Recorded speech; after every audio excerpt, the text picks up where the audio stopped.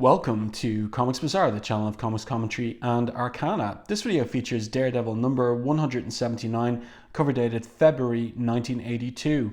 So this is a very visually striking cover. Elektra with half of Daredevil's face mask skewered on her side there, and the cover caption, "Somebody had to win." We've got primary colors red, yellow, blue on this particular cover. Very eye-catching indeed, and promising of a final battle between these two former lovers inside in this issue. So let's open this one up to the first page. This is a really, truly excellent issue. The focal point of the issue is Ben Urich, a news reporter at the Daily Bugle, and he's broken a story about the link between Randolph Winston Cherry, mayoral candidate, and and the Kingpin. And Cherry's suing the Bugle. So Ben Urich is doing his best to make his story further stand up. The Bugle, J. Jonah Jameson, the publisher of the Bugle, has hired Murdoch and Nelson in order to defend the newspaper against Cherry, but Urich is doing his own further investigating in order to make the story stand up. So this is a great first page here. We've got this full horizontal panels, 6 of them here. We've got the title spiked and the creative team, Frank Miller, Klaus Janson, and even Denny O'Neil getting up there for a creator credit. Joe Rosen on letters. So Miller's doing breakdowns for the art, Klaus Janson full pencils, inks, and the colors for this particular issue. So there's some interesting techniques there, including the color hold here in the background, indicating the cinema and theater area around Times Square. So it's an interesting opening where Urich is on one of those payphones in that particular part of Manhattan, and he's making an apology to his wife that she shouldn't wait up for him and put the casserole in the fridge and they'll have it tomorrow. And basically he gets to the point here: "I just got a lead on a really important story, the Cherry thing. Honey, I have to go. Sorry, I love you, bye." And I love the characterization of the random street guy just waiting for the payphone and tapping on it there. In a rush, no patience for someone else's phone call.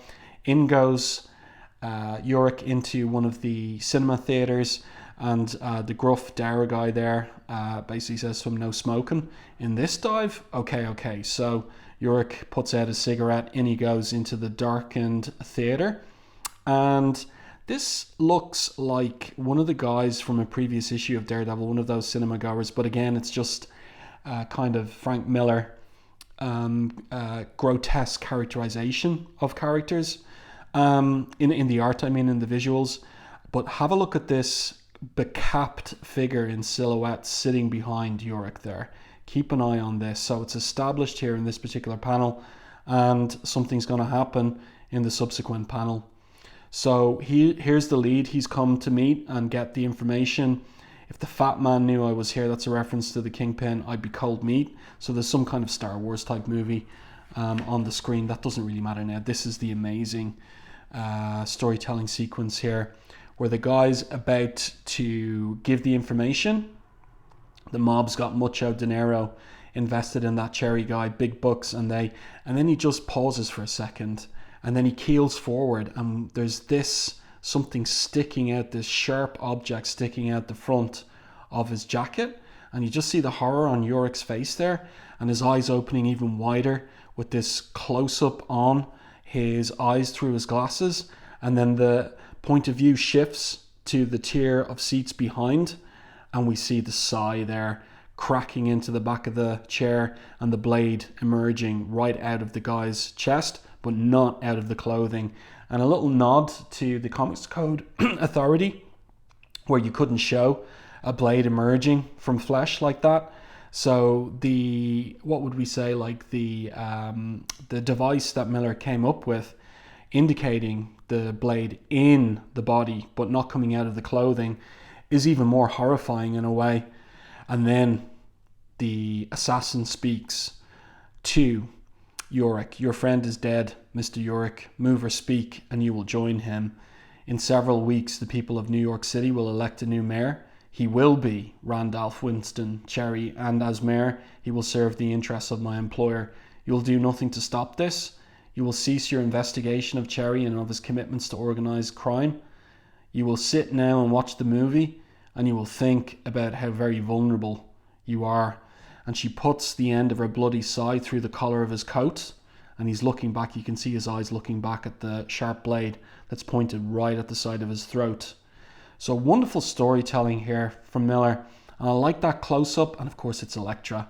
I like that close-up on her mouth as she whispers to Urich in the almost empty cinema there. Nobody around her, of course. Good use of screen tones from Klaus Janson as well. Very, very effective. And here we have this close-up on Urich's sweating, alarmed, scared out of his mind face. And this guy with his eyes unclosed yet, just looking up at him. My name is Ben Urich. I'm a reporter. This is my story. Yeah, this is a great, great issue of Daredevil. At the end of the previous issue, 178, the Kingpin hired Elektra as his new assassin replacing Bullseye. So for much of the rest of the issue, we get the first-person narration of Ben Urich in these magenta-coloured captions. There's an interesting choice here by Joe Rosen. We get a style of lettering that is in lowercase, and that kind of implies that this is maybe typed out by Urich on one of his typewriters. And that's the implication of these narrative captions. That's a great establishing shot of the offices of the Daily Bugle with all these papers all over the floor, the shadows, the lighting, really well done. And of course, Ben Urich is the only one there at his desk very late at night. And he reveals that he knows Matt Murdock's secret, his identity, his alter ego as Daredevil. Let me tell you about Matt Murdock. It's one of my better pieces. So he goes over all of the origin story for Matt, boy blinded in bizarre accident. He's got it all here in newspaper clippings and so on and so forth. He has a whole file on Matt Murdock as Daredevil. He says, like I said, one of my better pieces, great copy, Pulitzer Prize material, but it'll never see print. So Urich is a man sitting on a gold mine of a story, but it'll never see print because he believes in Matt Murdock, Daredevil's mission in the city. Another great colour hold there of the skyscrapers of Manhattan in the background as Daredevil comes in through Urich's office window. It's worth too much to me to know that in this city where crime and corruption are as thick as roaches in last week's garbage, there's one man like Daredevil. So that's why he won't reveal Daredevil's secret. And as Daredevil arrives in, he says, Ben, you've got to stop smoking those cigarettes, they'll kill you. And that becomes a trope of their relationship throughout. And Ben says, bad choice of words, Matt. I've just been threatened by some killer broad who's working for the Kingpin. So Matt asks Ben to describe her. And he realizes, of course, that a visual description isn't going to do much good for a blind man. So he makes the points that she had an accent, European, Mediterranean, I think. And she had a weapon like a big fork about this long, about 2 feet long. That's the size. So Daredevil twigs it's Elektra. Let's continue. And basically, Daredevil explains that he does know Elektra, that they were former lovers in college. And it's up to me to stop her, he says. So we get a nice close-up there on Daredevil's eyes and mirrored by Ben looking the other way. Will he be able to? And then he's gone, disappeared. So we're back to Ben Urich's point of view. 3 cups of coffee into the next morning, I get a phone call from the man himself, Randolph Winston Cherry, candidate for mayor. I meet him at a Midtown muscle factory at a gym. So here's Cherry here, and here's these other guys working out. And Cherry starts to threaten Urich. You're a mess. Urich, just look at you. 10 minutes without a cigarette and you're coughing your lungs out. 20 minutes, you tend to ramble. How old are you, Urich? He says, 40. You'll never make 50 if you don't take care of yourself. And you'll never make 41 if you don't smarten up. Do you understand what I'm saying, Urich? So Urich gets the point, but I never expected you to say it in front of witnesses. You hear that, gentlemen? You hear the councilman threaten me, but these guys are on Cherry's side. So they start shoving Urich around. They push him down onto this bench, and they put this huge weight just right over his windpipe there. and he can't breathe. Great sequence here with these horizontal panels with the red background here. That's a trick that Klaus Janson has picked up from Glynis Oliver. Open border panel as well, another one of Frank Miller's devices to make the layout that much more interesting here. We get the spotlight on this moment of peril for Ben. And then, of course, whose are these red gloved hands that come in and pick up the weight and bop these two guys in the faces? He's hefting 400 pounds like it was 50. So Cherry orders them, so stop him, Arnie. He's violating our civil rights. That's funny. And Daredevil basically knocks Cherry into, I don't know what you'd call this, but into this device, or not device, but piece of furniture here. And he's stuck to it with the barbell on his chest. So as he's getting free from that, Daredevil and Urich walk away. And Urich expresses gratitude to Daredevil. Thanks, Daredevil. I really thought it was all over back there. But Daredevil says, be quiet. Beautiful. Cherry's on the phone with the Kingpin, shouting so loudly that I hardly need my super sensitive ears to hear him. He's setting up a meeting tomorrow at a cafe in Little Italy. I love all these touches of detail, regarding the location of Manhattan and these different areas and neighborhoods of Manhattan that all of the story is taking place over.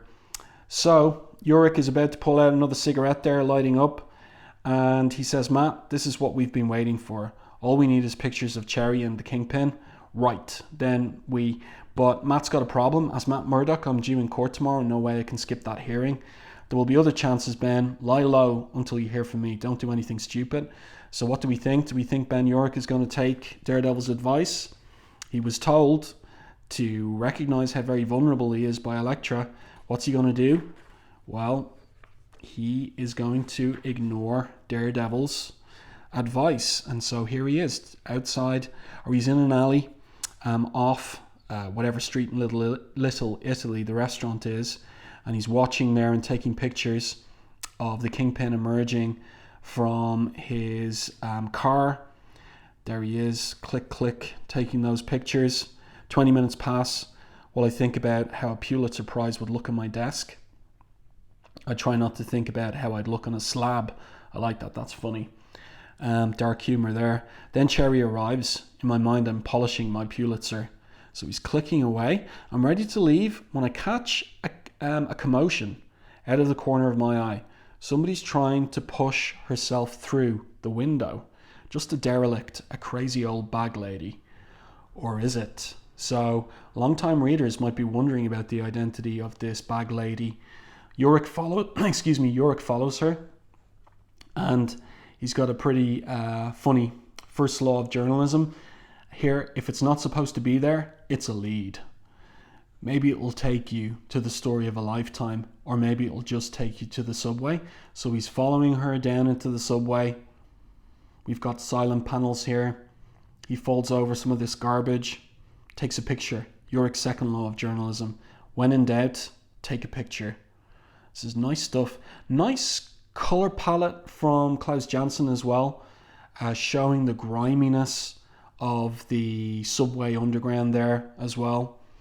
Very interesting color palette from Janson. And there we get the picture he takes. It's Vanessa. It's the Kingpin's wife. We recognize her. A bag lady. Just a lousy, smelly bag lady. I was expecting maybe royalty.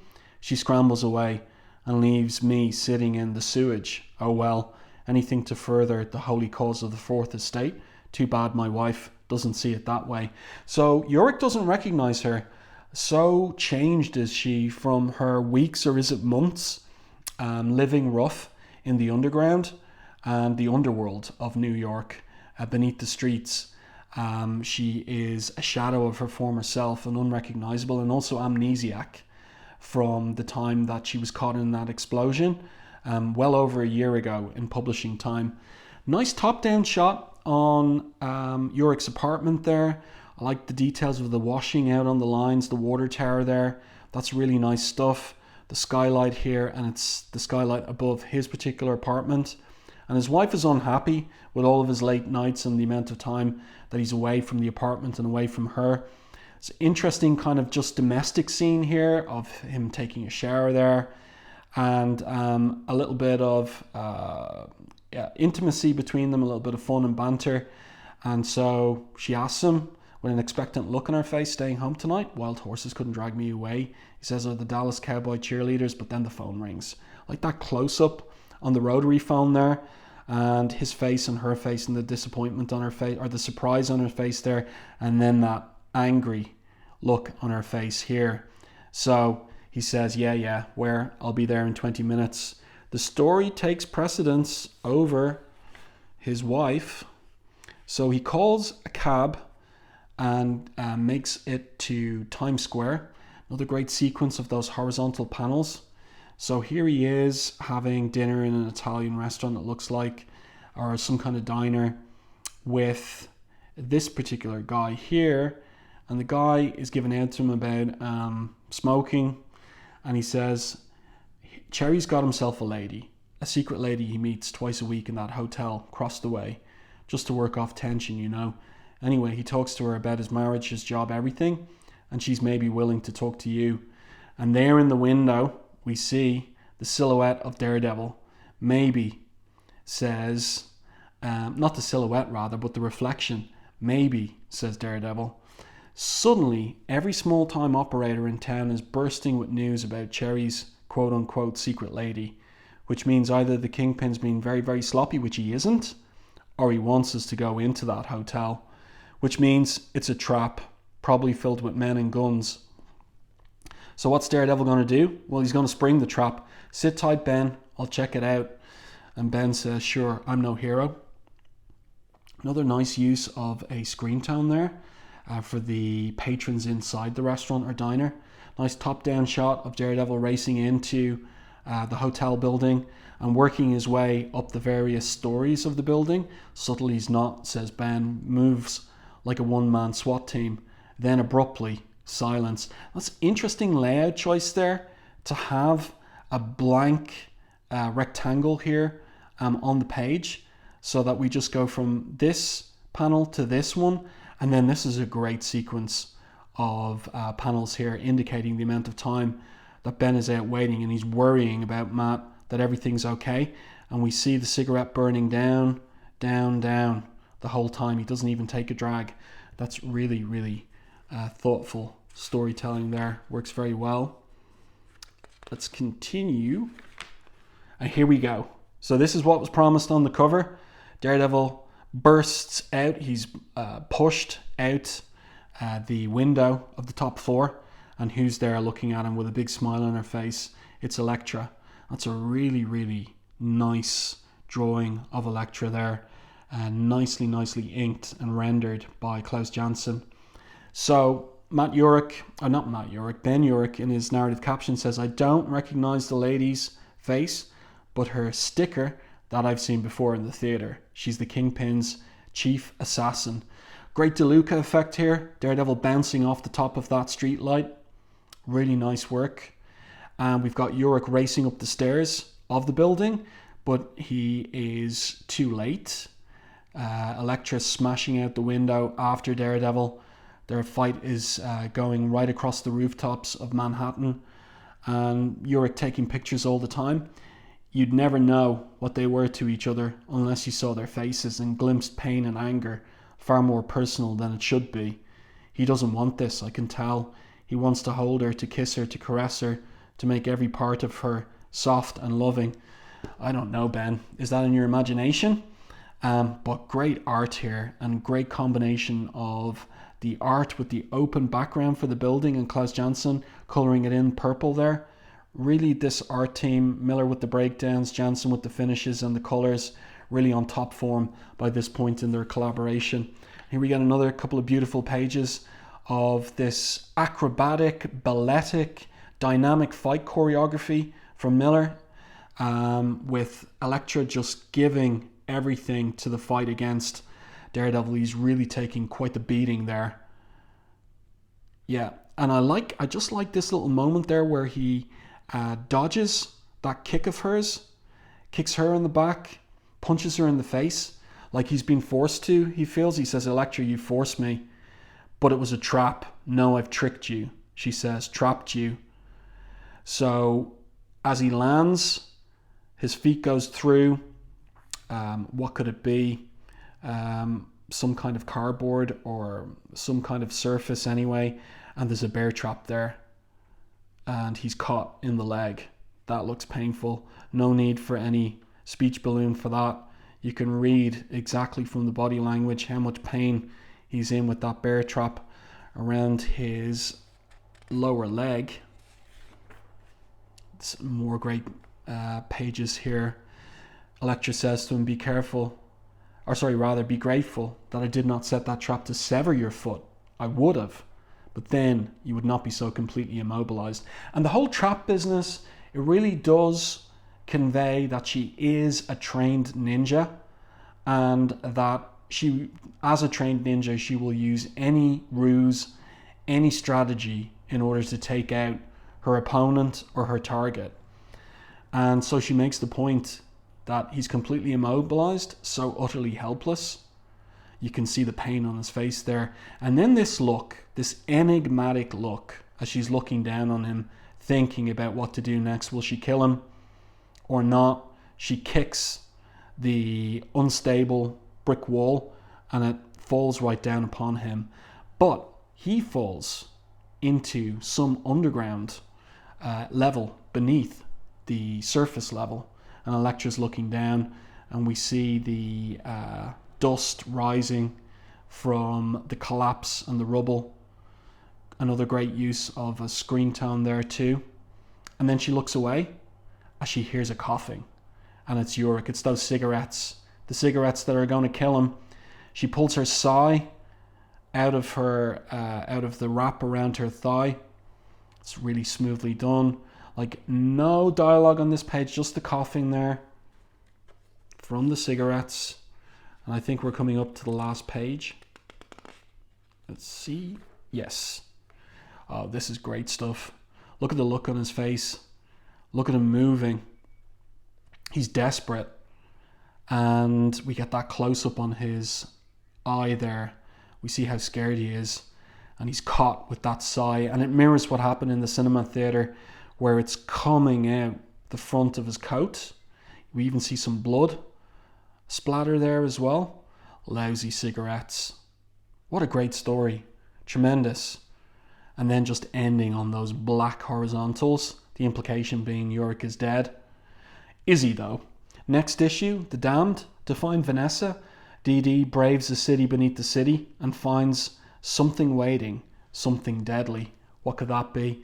So again, we've got a letters page, very interesting, no responses. A lot of the letters are run here with no responses in Daredevil. They're just trying to squeeze as many of them in as possible. And all of the letters are so complimentary.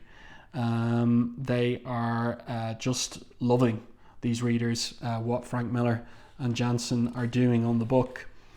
There you go. I do hope that you enjoyed this review and commentary on Daredevil 179. This is really part one of a three-part story that concludes and climaxes with the famous, infamous even, double-sized Daredevil 181. So there's this issue, the next one, and then we're into 181. It's coming soon. I do hope that you enjoyed this review and commentary. If you did, please like the video on YouTube. And if you haven't done so already, subscribe to the channel and stay tuned for more content like this.